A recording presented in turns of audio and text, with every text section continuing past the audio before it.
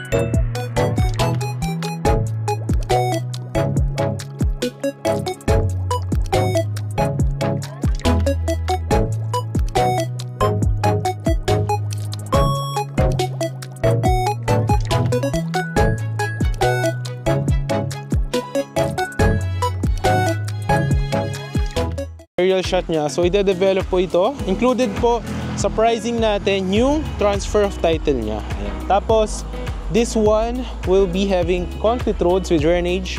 Ayan. So with the perimeter fences, with lines for water and electricity. Ayan.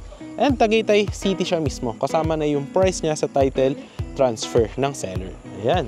So tara, let's go. Ikutan natin yung ating property. So ayan.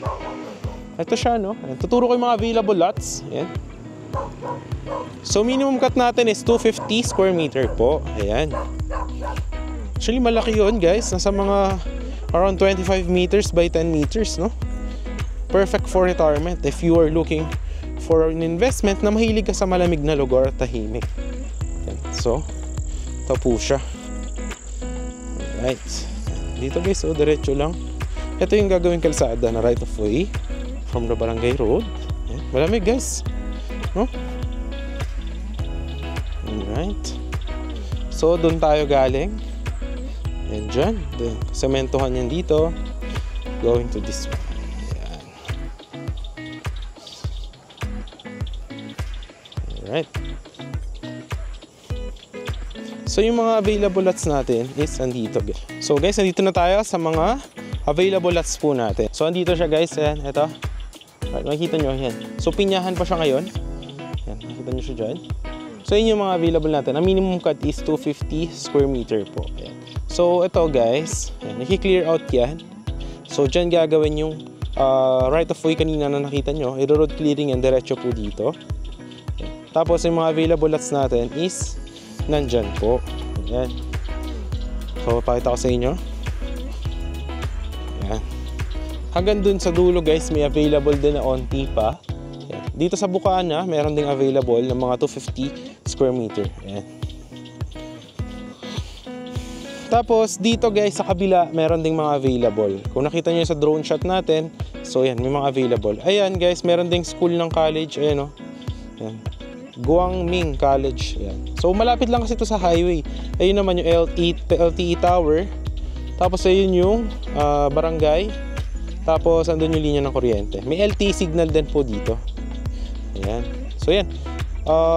Few lots remaining. So few lots remaining na lang siya, guys. Ayan. Tapos nakita nyo naman yung drone shot niya. So yun yung kalakihan ng property. And ipapakita ko sa inyo kung ano ba yung makikita nyo after the development. Kung ano yung magiging itsura nito. Ayan.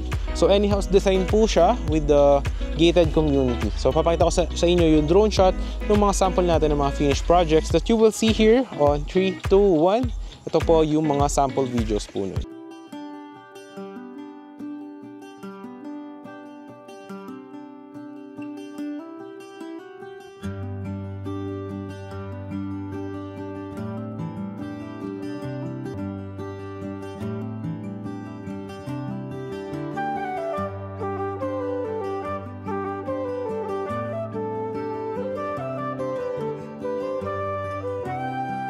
Videos ng mga tapos na nating mga projects. Yan. So ito po yung i-develop dyan. So affordable siya, and yan, kung naghahanap kayo ng mga property na perfect for retirement investment, you are an OFW, perfect na perfect to sa family nyo. Pwede na nyo rin siya ipamana. No? And yan, included na nga yung price ni seller sa pagta-transfer ng title. Yan. Tapos yan, ang lapit niya lang doon sa Barangay Road. Tapos bypass road is around 30 seconds. So papakita ko rin naman yung video from the Tagaytay bypass road going to this property. Tapos malapit lang dito actually yung yung mga Balinsasayaw, tapos yung Sky Ranch. So yan, kasi Tagaytay City na to, Barangay Patutong Malaki po yan. So malamig guys dito. Ayan, actually parang magiging Korean skin ka dito. Charot. Ayan. So yan, yun lang naman nating sharing for today. And if you want to avail this kind of property, napakaganda siya actually. Ayan. So meron din pala available doon, end lot, ayan, pag gusto niyo, para lalagyan kayo ng perimeter fence. Doon sa kabila meron din available doon. Tapos dito sa Bukana dito meron din. Ayan. Ayan. So yun lang guys. So perfect siya kung hanap niyo is malamig na lugar and affordable. Ayan. So puputi ka dito. Para sa future, kapag na-develop siya, pwede any house design, tayuan mo ng siguro, lagyan mo ng pool or ng mini garden mo, yan. So, perfect na bakasyonan. And kung ikaw meron kang lupa sa Manila or house and lot, napaka-polluted na doon, and maingay dito, is you have your peace of mind naman. And at the same time, malapit lang din siya sa Calac, sa expressway. So, accessible din siya. So, yun. Maraming salamat sa panonood guys, and if you do want this kind of videos, i-subscribe mo yung ating channel para lagi updated to our next upcoming videos. And syempre, ipapakita na natin yung video from the highway Tagaytay Bypass Road going to this one. So yun lang guys, maraming salamat sa panonood, and God bless po sa lahat. At sa mga OFW natin dyan is ingat po kayong lahat. Thank you.